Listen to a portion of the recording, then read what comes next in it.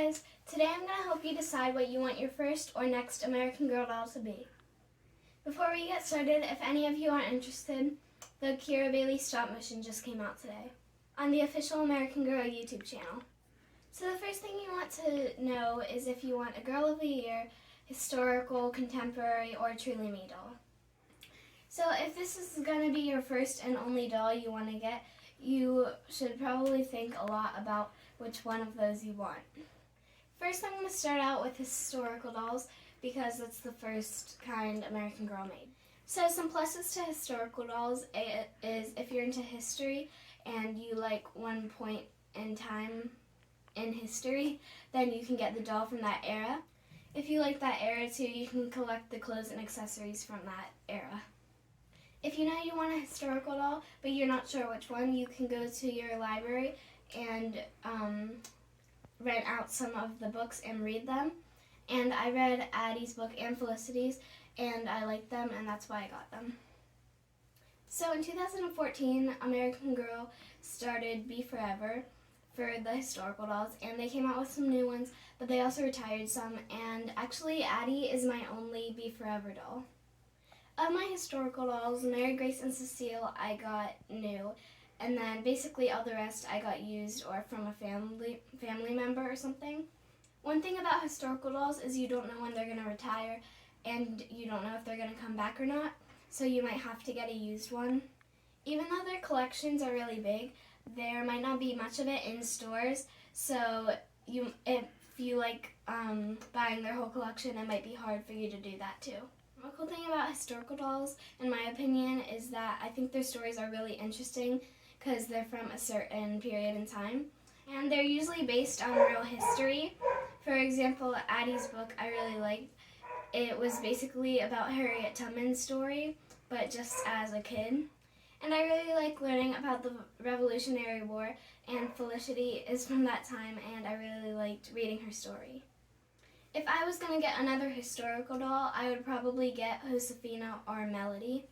So I might be reading those books soon. So now we're going to move on to Girl of the Years. And Girl of the Year dolls are a line of dolls that started in year 2001. And the first one was Lindsay Bergman. And there are 19 currently Girl of the Year dolls. They used to retire in 1 year, but now it's more like 2 or 3 years. Girl of the Year doll stories take place in present day in the year that they come out, and they're usually 10 years old, and they tend to have more like hobbies instead of like a major historical event story. So here I have Luciana and Kanani. So you can also get their book from your library, and for example, if you want Kira's book, you can go to the library and read it. If you're kind of on the fence, that could help you decide if you want the doll or not. So I think Kanani was the first used doll I got, and I wanted her because I just really liked her, and I didn't read her story by then, I just saw her. So I got her and then I read her story. And for Luciana, I've always really wanted her because I just like the space theme and stuff. Another one I have is Lainey, and she's in my doll room right now. But she's the Girl of the Year from 2010, and that's the year I was born. So I got her because of that. For example, my cousin was born in 2014, and that's when Isabel was, and her name is Isabel, and she looks just like her.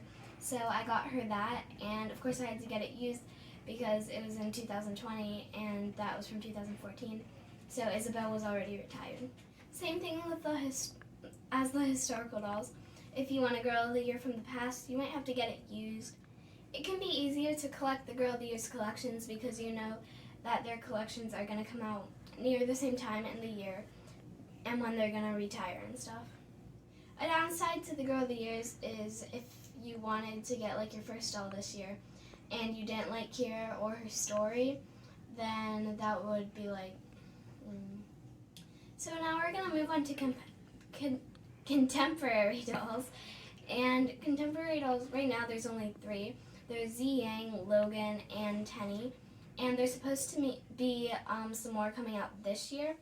So I can't wait to see those dolls. And right now wouldn't be the best time to get one because there's only 3 options. But maybe later this year if you wanted a contemporary doll, you could get one. So that's a good thing that more are coming out, because that means there's more options for you to choose from, and maybe they'll be more diverse and stuff. And lastly, Truly Me. Truly Me's are a line of dolls to make it so you can pick whatever doll you want to look like you. And I have one right here. This is Nadia. I have her in a Ray costume because I got it for Christmas.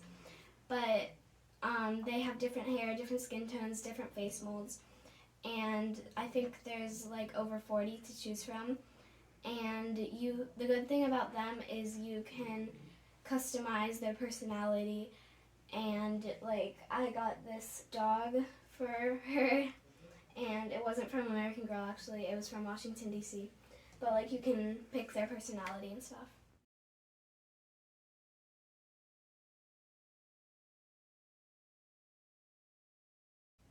So I really like Star Wars and Harry Potter.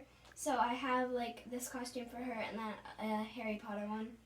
So like, if you need glasses, then you can buy glasses for the doll. And they have, I'm sure you saw in the store, like different sports accessories and stuff. This could be a good, an upside or a downside. But since they don't come with a personalized book for them, they do come with a book, and it's called Friends, but it's like nonfiction. And since they don't come with a book, you have to make up like your own story for them. So that could be a good thing or a bad thing. And also, if you want to sell your dolls someday, they're worth less than a Girl of the Year or historical. You don't have to get one that looks like you, which is cool. Like, you can pick one and just make up its own personality. So if you want a doll that looks like you from the Truly Me line, you might not be able to find one. So the last kind, and I didn't mention this, but it's the Create Your Own dolls. And they are more expensive, they're $200, but I love just playing around on there and making different dolls. I haven't actually ordered any of them yet, but I love just messing around and making different ones. A downside to the Create Your Owns is right now there's only like 4 outfits, I think, and I don't really love any of them right now. One downside is also that it doesn't come with any book at all. Good things about the Create Your Owns are that they have so many options that you can make. Like, there's so many different hairs and stuff, but sometimes different options are back ordered and you might have to wait a really long time. The last thing we're going to talk about is new versus used.